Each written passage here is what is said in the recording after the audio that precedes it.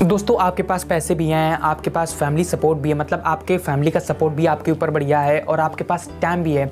लेकिन दोस्तों आपका सबसे बड़ा सवाल ये आता है कि आखिरकार करें तो करें कौन सा बिजनेस। मतलब ये कि आपके पास सब कुछ है लेकिन आपको एक अच्छा सा बिजनेस आइडिया नहीं मिल पा रहा है। अगर दोस्तों आपकी भी यही परेशानी है तो ये वीडियो आपके लिए रामबाण साबित हो सकता है, क्योंकि आज के इस वीडियो में आप अपने लिए एक अच्छा सा बिजनेस आइडिया कैसे चुन सकते हो, आप कौन सा बिजनेस करोगे, आप कैसे अपने लिए एक बढ़िया यूनिक सा बिजनेस आइडिया चुनोगे। दोस्तों आज के इस वीडियो में मैं आपकी A to Z जानकारी एकदम मतलब आपके सारे डाउट्स आज के इस वीडियो में कवर कर दूंगा। अगर आप भी बिजनेस आइडिया ढूंढ रहे हो या फिर करना चाहते हो बिजनेस फ्यूचर में, फिर बिजनेस कर रहे हो, तो दोस्तों आपके लिए वीडियो बहुत ज़्यादा काम की हो सकती है। तो प्लीज़ वीडियो को आखिरी तक ज़रूर देखना। और दोस्तों अगर वीडियो अच्छी लगे तो अच्छा कमेंट करना, अगर वीडियो बुरी लगे तो प्लीज़ बुरा कमेंट करना, लेकिन कमेंट ज़रूर करना दोस्तों। तो चलिए आज की शुरू करते हैं कमाल की वीडियो को। दोस्तों देखो, अब आप में से 90% लोग सिर्फ यही सोचते हैं कि चलो किराने की दुकान कर लेते हैं, चलो फर्नीचर की दुकान कर लेते हैं, चलो कपड़ों की दुकान कर लेते हैं, चलो फुटवियर की दुकान कर लेते हैं। यही कुछ गिनी चुनी दुकानें आप में से 90% लोग खोलने के बारे में सोचते हैं। दोस्तों देखो, अब मैं ये नहीं बोल रहा हूँ कि ये दुकानें फिर ये बिजनेस खोलना गलत है, लेकिन दोस्तों अगर आप अपने क्षेत्र में अपने आसपास कोई एक नई चीज़ लाते हैं तो दोस्तों उसके चलने के चांस बहुत ज़्यादा बढ़ जाते हैं, बहुत ज़्यादा, और उसके फेल होने के चांस बिल्कुल नहीं है। फॉर एग्जांपल मेरे यहाँ नारियल पानी जैसे मान लेते नहीं मिलता है। अब अगर मैं नारियल पानी बेचूँ या फिर मतलब मैं गोलगप्पे बेचूँ जो सब लोग बेच रहे हैं, तो दोस्तों आपको क्या लगता है नारियल पानी ज़्यादा बिकेगा जो कोई नहीं बेच रहा है, फिर गोलगप्पे जो बहुत सारे लोग बेच रहे हैं? तो ऑफकोर्स दोस्तों नारियल पानी बहुत ज़्यादा बिकेगा और इसका बिजनेस फेल होना मुमकिन ही नहीं है।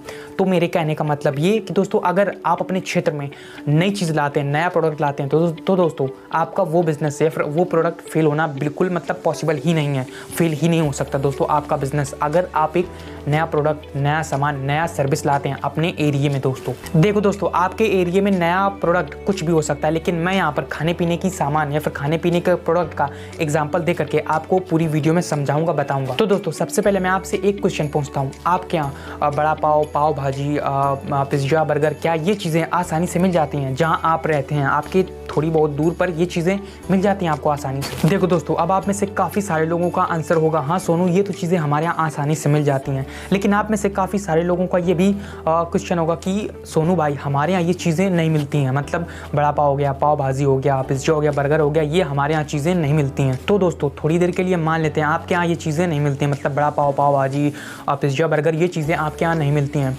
तो दोस्तों अगर आप पाव भाजी का बिजनेस या फिर पाव भाजी की दुकान खोलें अपने क्षेत्र में, अपने गांव में, अपने शहर में, तो क्या आपको क्या लगता है नहीं चलेगी वो दुकान? देखो कहने का मतलब ये कि अगर आप वो बिज़नेस खोलते जो ऑलरेडी बहुत सारे लोग कर रहे हैं तो दोस्तों उस बिज़नेस के चलने के चांस काफ़ी कम हो जाते हैं। लेकिन अगर आप एक ऐसा बिज़नेस अपने लोकल एरिया में, फिर अपने शहर में, अपने गाँव में खोलते हैं जो नया हो, मतलब जो पहले कोई ना कर रहा हो, तो दोस्तों उस बिज़नेस के फेल होने के चांस बहुत कम रहते हैं, मतलब उसको सफल होना ही पड़ेगा। और आपका एक क्वेश्चन दोस्तों ये भी मैं सॉल्व करके ही चलता हूँ कि आपको क्या लगता होगा रोड साइड वाले, मतलब जो रोड साइड में एक ठेला लगाता है एक आदमी, वो महीने के कितना कमा लेता होगा आपके हिसाब से? 9,000, 10,000 या फिर 7-8,000 या फिर 10-11,000? दोस्तों मेरे यहाँ एक भैया है, मतलब एक अंकल है जो मोमोज़ और फिंगर दो चीज़ें बेचते हैं। दोस्तों वो महीने के सूखा प्रॉफिट 30 से 35,000 रुपये आसानी से कमा लेते हैं, और वो हैं और उनका एक छोटा सा लड़का है। ये दोनों लोग मिल करके, मतलब 1.5 लोग मिल करके महीने के 30 से 35,000 रुपये आसानी से कमा लेते हैं सिर्फ मोमोज और फिंगर बेच करके। दोस्तों ये सिर्फ प्रॉफिट है, और वैसे तो 60 से 65,000 रुपये कमाते हैं, लेकिन उसमें से उनका मटेरियल हो गया और भी सारी चीज़ें, तो दोस्तों सूखा वो 30 से 35,000 रुपये कमा लेते हैं। तो दोस्तों अब आपके काम की बात करते हैं, मतलब आप एक अच्छा सा बिजनेस आइडिया, यूनिक सा बिजनेस आइडिया कैसे चुनेंगे जो आपका बिजनेस बहुत ऊपर तक जाए, जिससे आप बहुत ज़्यादा पैसे कमाओ। तो देखो अगर आप ऐसी जगहों पर गए होंगे जहाँ पर आपको वो चीज़ें खाने को मिली होंगी जो आपके यहाँ नहीं मिलती हैं खाने को, जैसे मुंबई में मान लेते हैं पाव भाजी एग्जांपल के लिए, वैसे मैं कंफर्म नहीं, लेकिन आई थिंक बड़ा पाव या फिर पाव भाजी फेमस है मुंबई में, तो मान लेते हैं पाव भाजी। तो दोस्तों मान लो आप मुंबई गए और मुंबई पर पाव भाजी बहुत ज़्यादा फेमस है और बहुत ज़्यादा लोग खाना पसंद करते हैं और बहुत ज़्यादा टेस्टी होता है पाव भाजी, लेकिन जहाँ आप रहते हैं, मतलब आपके एरिया में, आपके शहर में पाव भाजी वाला कोई बंदा ही नहीं, मतलब पाव भाजी कोई बेचता ही नहीं है।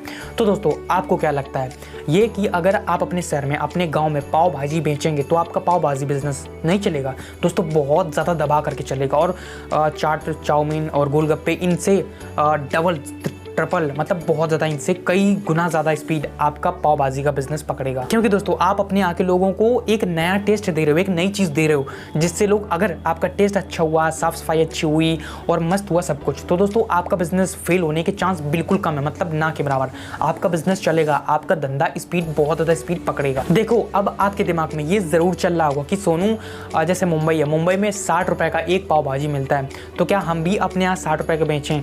लेकिन हमारे यहाँ तो कोई 60 रुपये का खरीदेगा ही नहीं। तो दोस्तों देखो, मैं इसका सॉल्यूशन भी बताता हूँ। मान लो मुंबई में 60 रुपये का एक पाव भाजी या फिर कुछ भी मान लो मिलता है, पाव भाजी या फिर बड़ा पाव मिलता है, तो दोस्तों आपको, मतलब उसमें जो 60 रुपये का होगा पाव भाजी या फिर बड़ा पाव, उसमें लागत तो भी बहुत सारी होगी।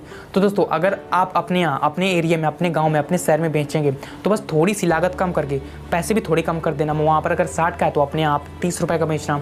देखो दोस्तों ऐसे आप हिसाब किताब लगा सकते हो। बस मैंने आपको ये बता दिया है कि आपको बड़े शहरों का या फिर किसी और जगह का, किसी और शहर का या फिर किसी और राज्य का सिर्फ आइडिया कॉपी करना है और अपने यहाँ करना शुरू कर देना है दोस्तों। देखो दोस्तों, अगर आप खाने पीने के आइटम का बिजनेस करेंगे तो दोस्तों देखो, इसमें कुछ चीज़ें खास ध्यान रखनी होती हैं। जैसे पहली बात, आपको साफ़ सफाई दोस्तों अच्छे से रखनी चाहिए, क्योंकि बिना साफ़ सफाई के मतलब ज़्यादा लोग नहीं आप अट्रैक्ट कर सकते हैं। और दूसरी बात दोस्तों, आप ट्राई करिए कि आप जो मतलब बेचें वो शाकाहारी हो, क्योंकि अगर आप कोई चीज़ शाकाहारी बेचेंगे तो दोस्तों आप हर तरह के लोगों को अपनी बिजनेस, अपनी दुकान में अट्रैक्ट कर सकेंगे। दोस्तों अब मुझे कमेंट करके आप ज़रूर बताओ, अगर आप कोई बिजनेस कर रहे हो तो भी कमेंट करके बताओ, अगर आप कोई बिजनेस करने वाले हो तो भी दोस्तों कमेंट करके ज़रूर बताना मुझे। दोस्तों एक प्लस पॉइंट और बताना चाहूँगा, अगर आप करना चाहो तो इसे भी कर सकते हो।